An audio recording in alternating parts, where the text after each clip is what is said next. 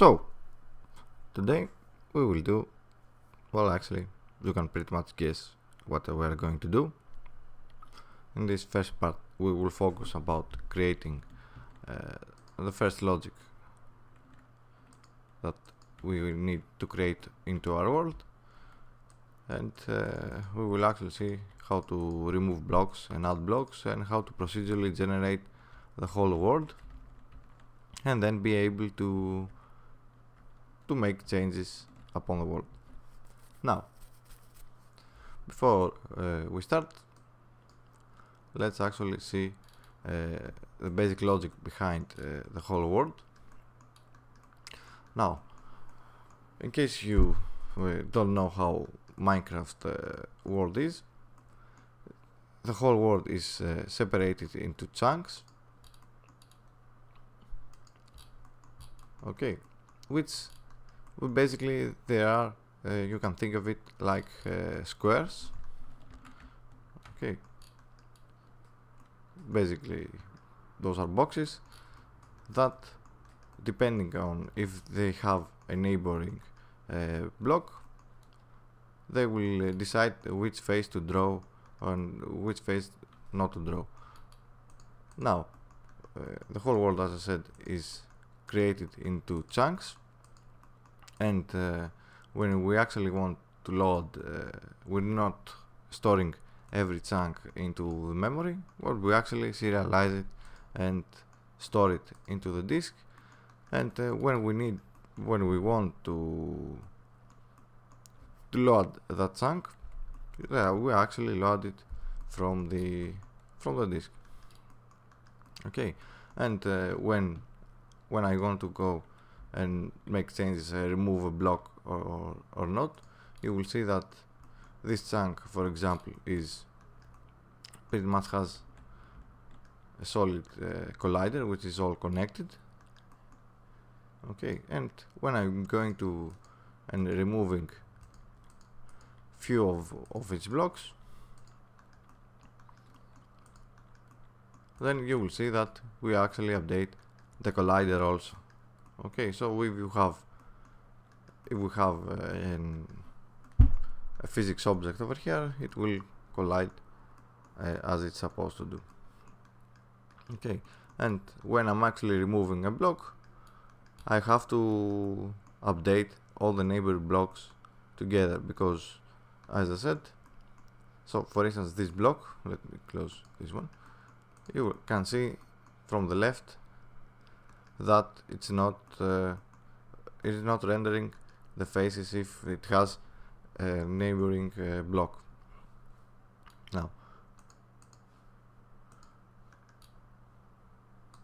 Now if I remove a block that is neighboring into another chunk, you will see that I will actually have to update both chunks over here, okay. And this is pretty much the stuff we are going to see how to make today.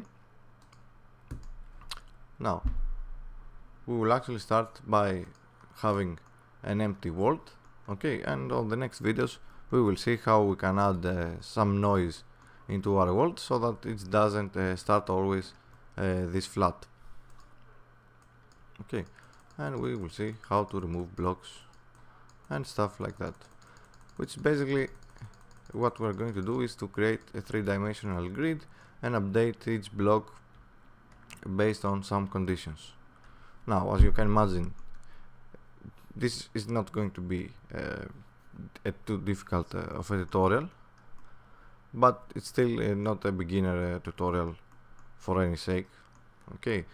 So I'm not going to go line by line on every function, but I'm going to explain the basics behind it, and there's actually going to be a lot of code that, you know, it's pretty similar, but with changes in a few directions.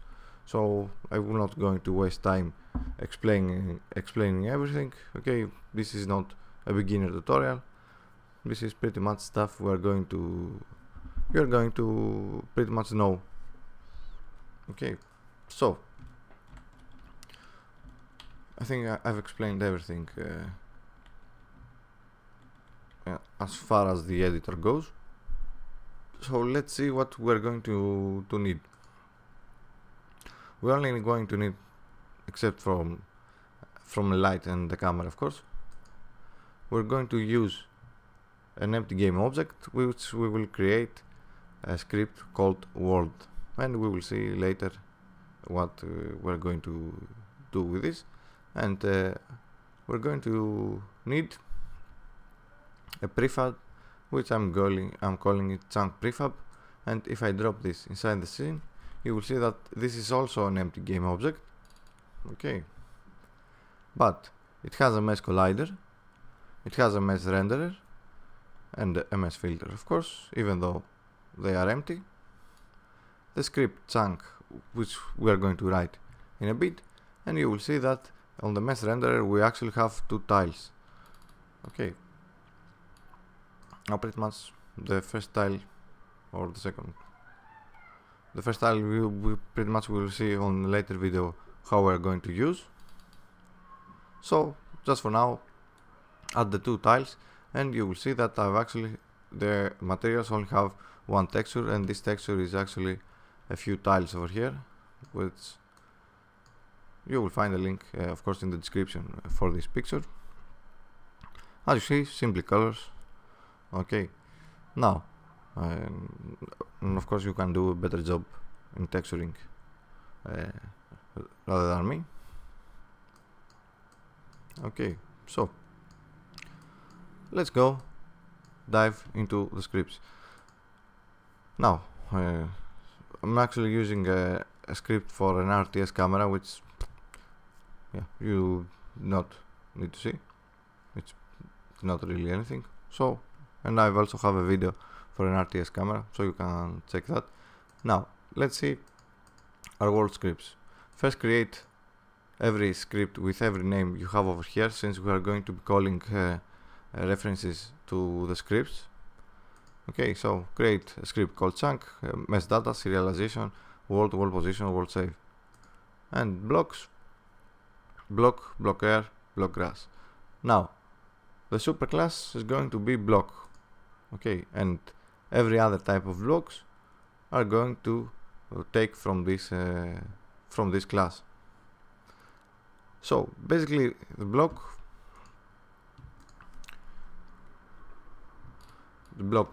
script is initializing one of the blocks. That means drawing the meshes, drawing the faces for all the directions the mesh we want, or the mesh is going to have, the cube or the block, call it however you like. Okay, applying the textures, applying the materials, creating the collider, and all stuff like that. Now the class block is going to create everything as a solid block, and on the other classes like block air and block grass, we're going to assign the different material and assign or stop rendering all the faces. Okay, so which basically it will be air. Now, so let's start. We use a namespace of system. The whole class is serializable. Okay, now this class does not derive from mono behavior, so keep that in mind. Now we need a constant float of tile size, a constant integer, which is the selected sub mesh, and we also initialize all this. Okay, public integer, the default sub mesh, so that sub meshes so that we can apply different materials on the same block. Okay, so because we do not want to render, if the face is to the side, we want to render it as like it has dirt instead of grass. Okay, public integer submesh is elected, is workable. It's pretty much on later videos, but you can have it from right now, doesn't pretty much matter. Okay, public bool change equals true. Now we want to define the tile in the texture, which will create a new public struct tile, and it basically has two integers, which is the x and the y, which is basically the position the texture will have inside over here. Okay, so we call the constructor public block submesh, which equals the default submesh. Now the texture position,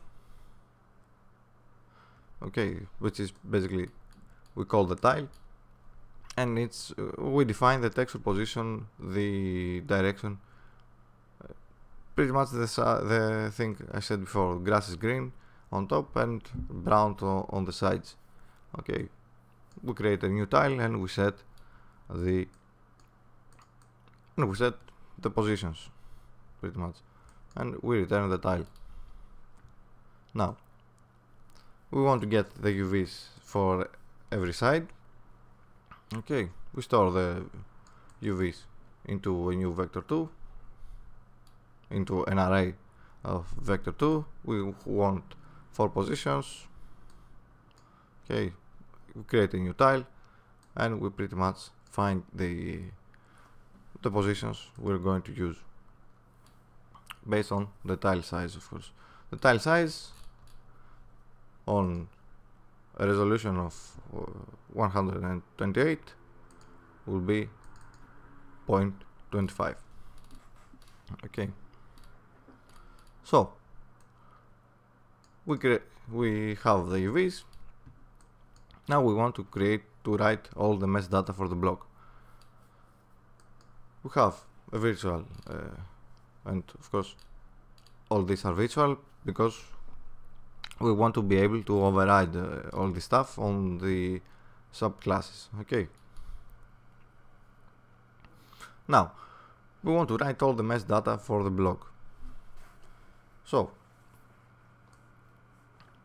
we create a new public virtual mesh data, block data, which we will take a chunk script. We haven't write it yet, we will see it in a bit. Okay, 3 integers and mesh data. Okay, we're going to use the render data for collision, so equal through, and then we need to check if the neighboring blocks are solid, and if they are not, we will draw that face. Now for the initialization stage, we're actually going to take it as there is no neighboring block, so we're going to draw all faces. Basically. So we call some functions from the chunk, which is getBlock, and we check if it's solid, and we pass the direction we want to use. Okay, and then we write we call the functions that is going to write for every direction. It's going to write it's going to create a face. Okay, now let's see the isSolid boolean, which is a function, and let's see the functions that write faces. Okay, for every direction, of course, you're going to copy paste all this, and you're going to change the direction and the getBlock, the difference over here in the direction. Okay, so pause the video and copy paste all this and write it, or use the scripts from the Google folder if you are a biker. Okay, and of course we return the mesh data. Now the boolean that checks if there is a solid if there is a block is solid in a given direction. Okay, it simply passes, it's a switch and it passes a direction, and we take a direction. Okay, and if the direction is down, east, north, south, up, west, it will return true. Okay, which is basically going to into our grid over here. Okay, and let's say for this diagonal block over here. This will return in that direction, will return that it has a solid block in this direction, so it will not render the face that is between these two blocks. Okay, and for every other direction that it has a block, it will actually not render any of that faces. Okay, and these are the functions that write faces based on that direction. So for instance, face data up, we need to pass the script of chunk, of course, our 3 integers and our mesh data. Okay, we add vertices on every direction, so that's basically on every position, so that basically what this will do is going to be add one vertex over here, over here, over here, and over here. Now I think pretty much the way you are going to place those depends a lot on your optimization, of course, so in the direction you are going to use. So keep in mind that if you want to keep it optimized, I think you need to go from left to right. Okay, so you can copy all this stuff. Okay, and we have all our vertices. We need to add quad triangles. We add the UV, okay, face UVs, we saw previously what it does, and we return the mesh data. Now I'm going to scroll slowly for every function, so that you can write it together. As you see, that's pretty much copy paste all this, but we do a little few changes here and there. Okay, so make sure you have the correct calculations. Face data down, face data north, face data east, face data west, face data south, and finally a public enum with the direction northeast, south, west, up, down. Okay, so we have our block, we have the initializing of our block, which is rendering all the faces at once, and which basically it's the superclass of every other block. Now let's see what types of block we can use. Now the other mostly used block is going to be block air. Okay, we use from the system serializable public class block air, and we call this this derives from the block script. Okay, which basically is just an empty block that does not have any faces, and it's not solid. Okay, so because this is just air, it returns the mesh data as it receives them, so we do not change any mesh data. Okay, so we need to override it. We need to pass all the same stuff we passed on the upper class, but we simply return the mesh data. Okay, dr is not a block that is solid, so if we are checking if it's solid, then we return false, and the direction we need to pass. Okay, so basically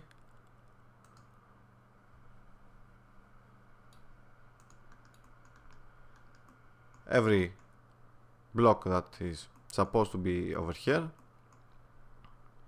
is not a block, it's just air, so it returns as a non-solid block. Okay, next we need to check for block grass. The same as before. Okay, system serializable, we take from block, which is basically the same as the block, but we we use different textures for that. Okay, so we override the tile and we override basically the texture position. Okay, we create a new tile, and based on the direction we want to use, we are actually changing the position in the position we are taking from the texture atlas. Okay, if you have now, in this case, it will take this it's basically working with the three textures you see over here, okay, which is basically brown, green, and brown and a little green to the top. Okay, these are pretty much textures which we use on materials. Okay, you can add normal maps, smoothness or metallic maps, you can add whatever you want. Okay, and we basically return the tile. Okay, pretty simple. Now, this is basically our blocks, and now we want to see our whole world over here. Now, let's start with mesh data. Okay, we're going to be using a lot of lists. We need a list for our vertices, a list of vectors for our vertices, we need a list for submesh triangles, UVs, collider vertices and collider triangles, and a boolean if we are going to use the render data for collision. Okay, we start from mesh data, we construct the mesh data, okay, and we add a new submesh triangles. Okay, for pretty much submeshes are for different materials. Okay, for if we have more submesh triangles, we can add more for more materials. Now we are going to add quad triangles for our submesh, and we do it this way, as you can see. And we're going to use the same data for rendering and for the collision mesh. So, which basically, since they are blocks, collision is it's pretty much going to be pretty easy. Okay. So it's pretty much the same as our faces. Wherever we have a face, we will actually have a collision also. We have a few functions over here. Now copy paste all this, of course. We have a new some functions over here. If we want to add a vertex, okay, we add the vertex to the list. We use, and if we use the render data for collision, we also add the collision vertex. We add that vertex, which basically the vertex is a vector 3, a point in space. Okay, we add it on the collision vertex. Same for the triangles. Okay, a triangle is basically 3 vector 3s. The same as above. We add it to the list we're going to use, and we have another class inside our class with our submesh triangles, which is another public list for our triangles, and we use also this, and we add our triangles. Now all this is pretty much for materials, textures, and all this stuff, and basically rendering the mesh data. Now we have our mesh data. Let's see our chunk over here, or yeah, let's see our chunk. Now, okay, mesh filter, mesh render, mesh collider. How many blocks we want in each direction, which basically where we're creating for every chunk we will be creating 16 by 16 by 16. Okay, a reference to our world script and world position, and we will see later what are those. Okay, if we want to update it or not. Now we have a 3-dimensional array over here, which basically a three-dimensional array. So we need on our array of blocks, we need to pass the chunk size for every, because it's three-dimensional, because we want to have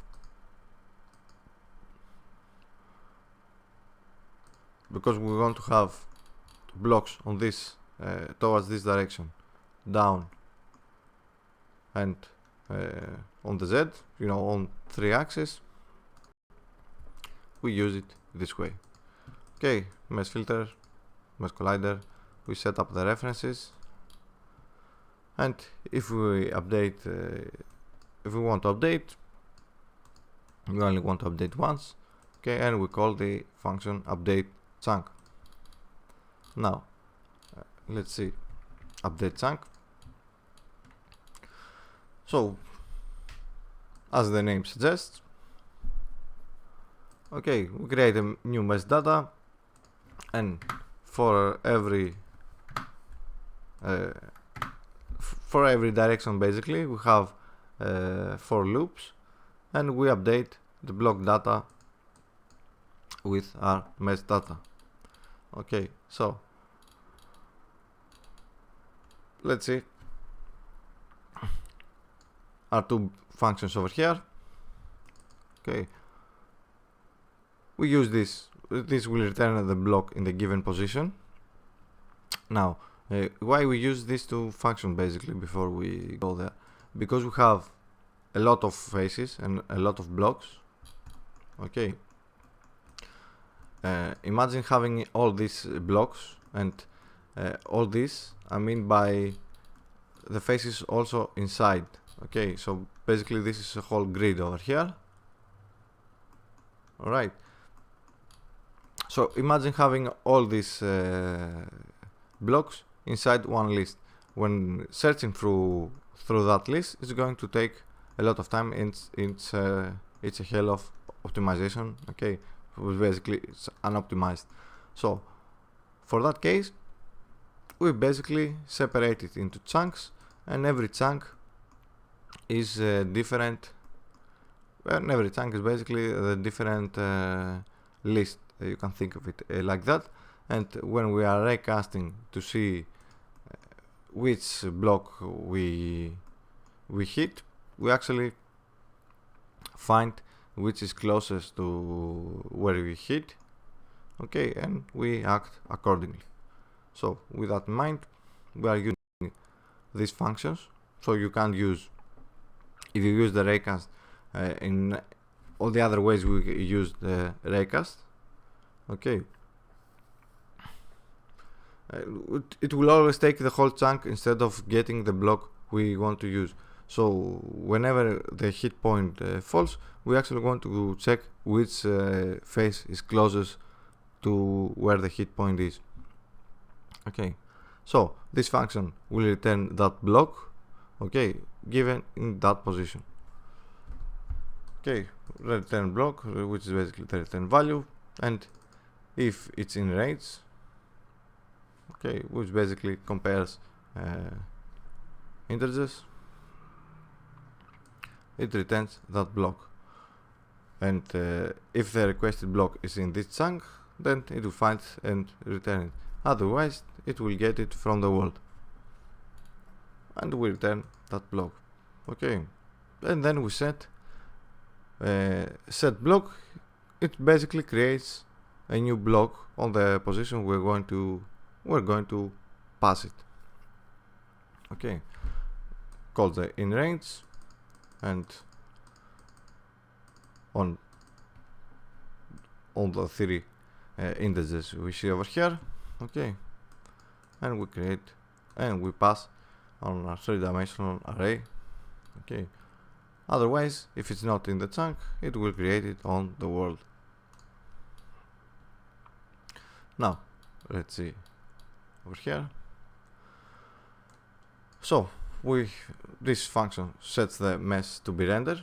Okay, UVs, materials, normals, whatever else we might have, which, as you see, it takes a mesh data.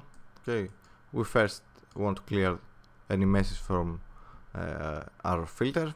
Okay, the submesh count, we take it from the mesh data triangles.count. Okay, so how many different materials we are going to use. The vertices, we pass the vertices from our mesh data and we store it into an array, of course. And now we set up the triangles. Okay, the UVs, we recalculate the normals, say our mesh with a collider is not equals null. Okay, we create a new mesh, we pass the vertices then to the collider vertices. Okay, we set up the triangles, which we pass the collider triangles to array. Okay, we recalculate the normals one more time, and the shared mesh for the collider is the mesh we just passed. Set block unmodified, which basically set a block without changing anything. Okay, and checks the block is if the block is within this range. Okay, it's a boolean and all it takes an index, and we check if the index is lower than 0 or higher or equals to that chunk, which basically decides gets. So when I click, when I'm over here, right, we have two chunks, one over here and one over here. When I click over here, we call all these functions we saw in the preview, we just saw. Okay, it will call if it's in range of this chunk, which basically checks if where we clicked, the range of where we clicked, the hit dot point, is close to a block, and if that block is on this chunk or on this chunk. Okay, and it does whatever else we might need. Okay, so basically this is the chunk script anyway. So let's see our world position. Basic stuff, integers. We create a world position.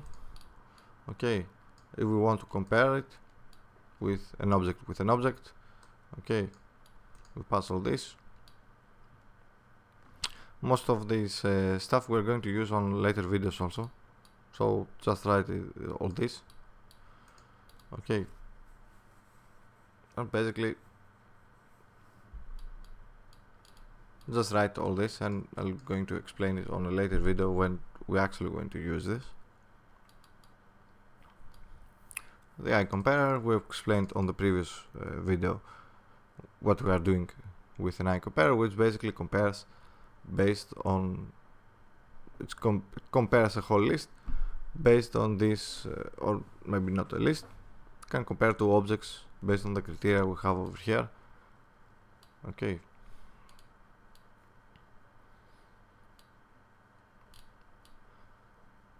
but basically compares it based on distance. So write all this, as I said, pause the video and write all this stuff. Okay, and the upweighted distance.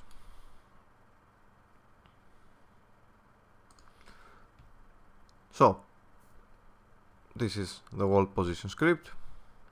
We talk about our world, and then since we do not want to have all the chunks right now into the memory, okay, because it's not optimized to have everything inside the memory. So in order to avoid that, we're going to serialize every chunk into our drive, and when we want to load a new chunk, we're going to be loading from the drive instead of having it inside our memory.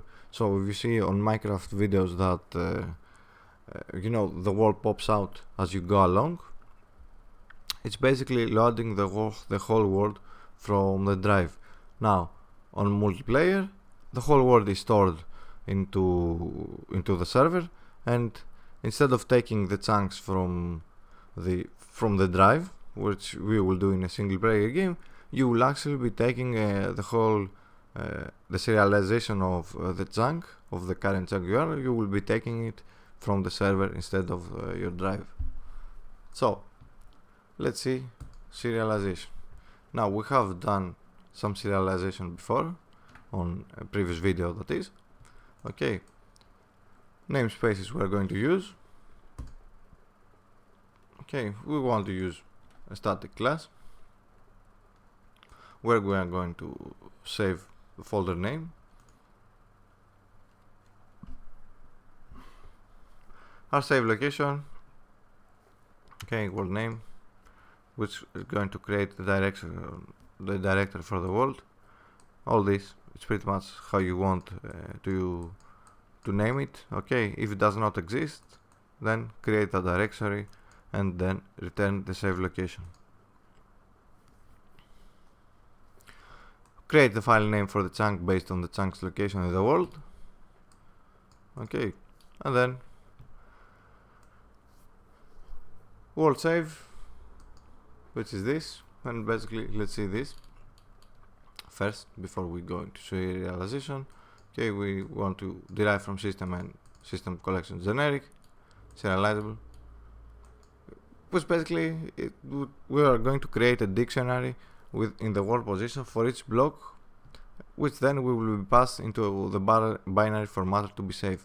Okay, so binary formatters, you can pretty much save everything you might need, but you cannot save references. So you cannot save, for example, you cannot save a prefab that you have public game objects that you set up the reference from the inspector. Okay, and basically the dictionary will hold a world position and block scripts. Okay, and the world we are going to be passing, it will save the chunk size, okay, so on, the arrays, and then we'll create a new world position, and then it will add all this to the blocks into our dictionary, basically based on we have a key and a value. And this is pretty much how we prepare our dictionary and for the world to save. So let's go back on serialization.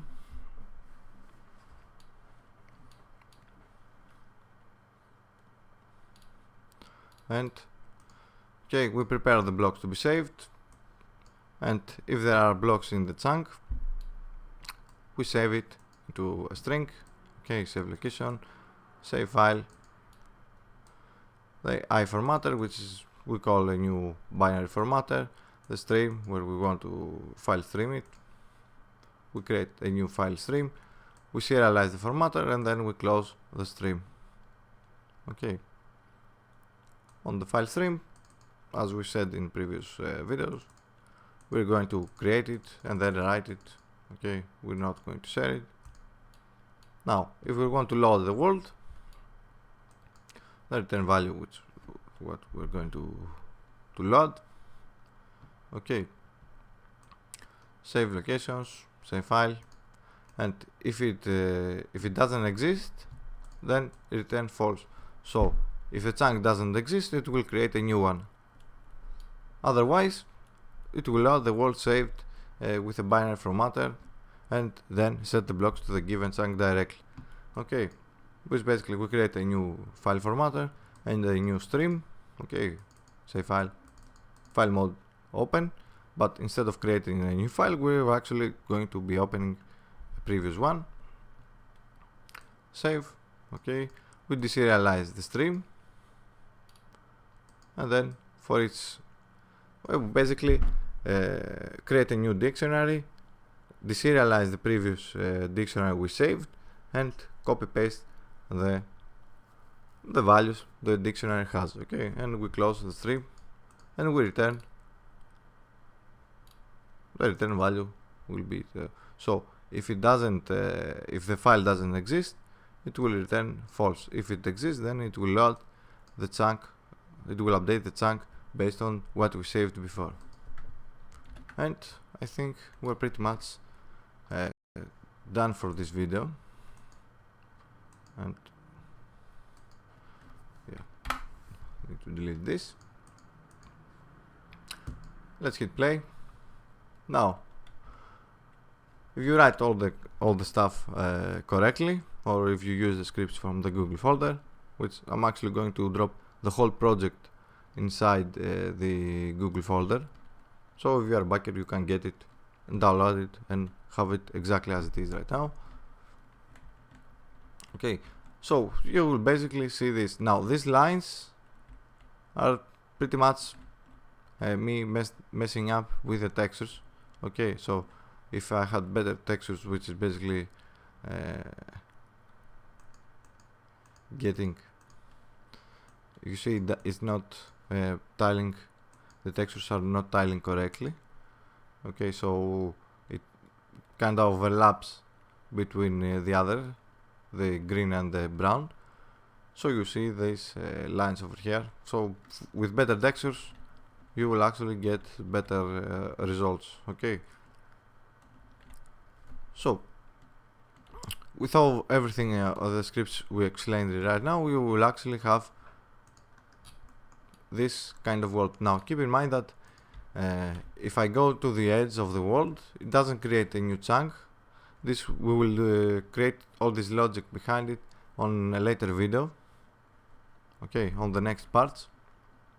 Okay, so what we basically need to understand over here is how the chunks work, how we create a new chunk, how we create, and I've actually forgot to explain the world script.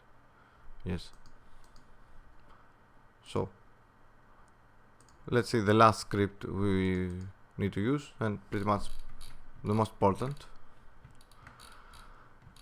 So we have our world, the dictionary which without chunks, which if there is a chunk on the disk on that position, we load it. If there is not a chunk, then we create a new one. Okay, the name for our world, used of course for saving purposes mostly. The chunk prefab, okay, integers for where we're going to create a new chunk. Okay, we initialize it with our test chunks. We create some chunks so that we can use a function that we use to save our chunks, basically whenever we want to save it, to save our world basically. Okay, we call the serialization and we call save chunk, and we pass the chunk values. How we create the chunk? Okay, world position, new world position, new game object. We instantiate the chunk prefab. We pass the position. Okay, we update the chunk. We add the component of chunk basically. Okay, we pass the position. The world is this. We add onto our list of chunks, and then we basically set blocks wherever we need to add, and wherever we want to add a block grass, and wherever we want to add block air. Okay, we set the blocks unmodified because we don't want to modify them, and then we call the serialization to load a new chunk. Now get chunk, which basically gets the chunk based on the world position. Okay, based on the position where the block is, we get the chunk. This function does this. Okay, we multiply the chunk size so that we know how the world position. We floor to int which is returns, if you don't know what floor to int is, it returns the largest integer smaller or equal to f. Okay, simple. Okay, which basically returns, as I said, the chunk based on the world. If we want to destroy a chunk, we do it this way. Okay, we basically destroy it and update on the serialization of the chunk. Okay, we need to remove it from the list.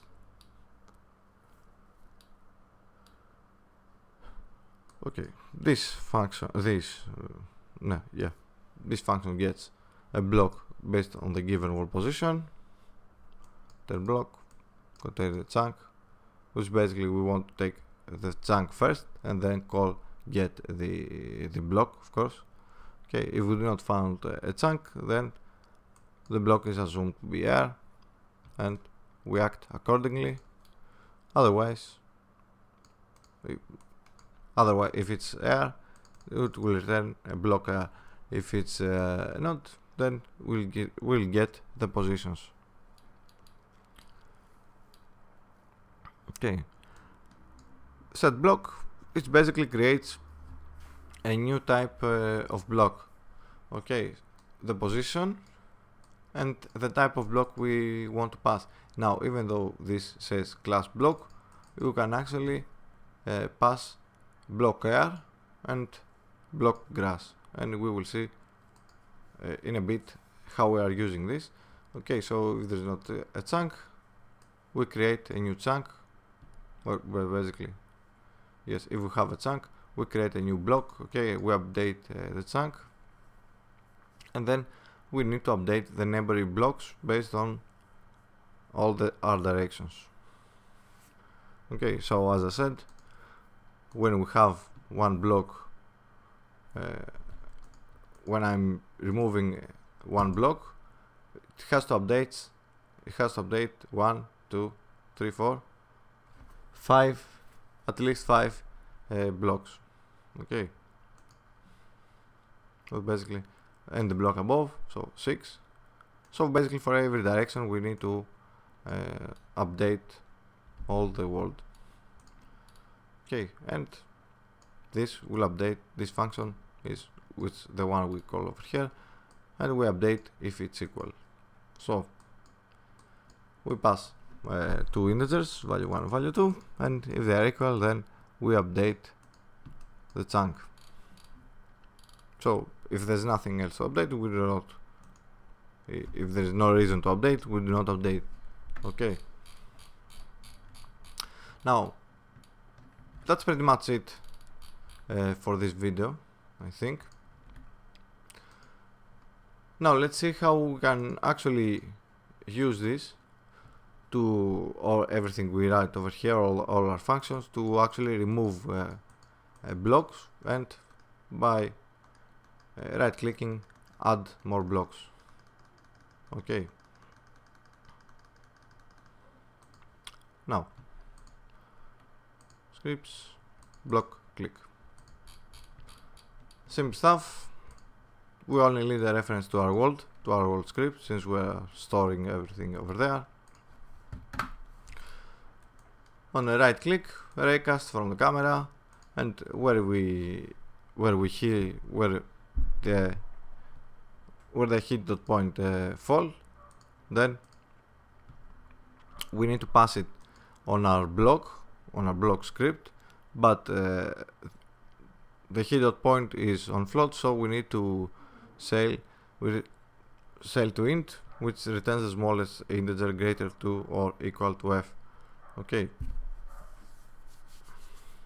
for every axis, x, y, z, we need to do the same. But now, what's with the -1 over here? If I remove -1 and save, okay, then after we have the position, then we set a new block and we pass what we need to pass. Okay, the type of block we need to pass. So if I wanted to add a block that is grass, instead of passing block air, I will be passing block grass. So what's with a -1 on the Y? Since this we want to actually remove a block instead of adding it. If I didn't have the -1, then when I click somewhere, you see that nothing happens, because instead of getting the block we actually hit, instead of getting the block over here, it will actually get the above block, and the above block is simply air, so it doesn't have a block to remove. So given that this is a top-down camera, okay, if we do -1, that means that the closest point into where we clicked, it will be -1 of where we clicked. So if I hit over here, you will see that it will actually remove the block we see. Now, of course, this is not the direction needs a little work, okay, but that's not pretty much my concern right now. Okay, so if you have an FPS instead of an RTS camera like this, you actually need to find a different direction, or have a more dynamic direction, so to get the correct block. So it's pretty much needs testing to find the correct direction, and then we set the block new block air. Okay, so we're not removing. Don't think of it as removing a block, think of it as adding a block that is air. Okay, and if you want to add a block instead of removing it, then on right click, pretty much the same but without the -1. Okay, and then instead of passing new block air, you can pass new block grass, and that's pretty much what it is. Okay, so that was it for today. It was a lot of stuff, but I think it's pretty simple, even though we didn't actually explain everything. So, but some stuff are pretty self-exemplar. You know, they explain by themselves. Okay, and we pretty much I've researched a bit how we can do all this stuff. So you might have seen that some stuff, you might have seen them on other places in the internet. Okay, and we're pretty much set up for next videos. We will see what we're going to do. We can add noise to our whole world so that it's not so flat. Okay, and we will actually, I have a few videos planned on this, and I think they are pretty interesting. Okay, and I think we're pretty much done over here. So thanks for watching. Don't forget to like and subscribe, and if you can also help me make more videos like this, because you know this takes a lot of time, this takes a lot of research, and how we can make all this easy, and then recordings and all this stuff. As you know, time is money, so you can support me if you want more videos like this, and in return you will get access to a Google folder where I have all the scripts from the videos I make, so that you do not have to write along or pause the videos to write. You can basically see, you know, just watching. You can have the scripts as companions to the videos, okay, so that you can focus on understanding exactly on what's going on and what's not. So thanks for watching, and I'll see you next time.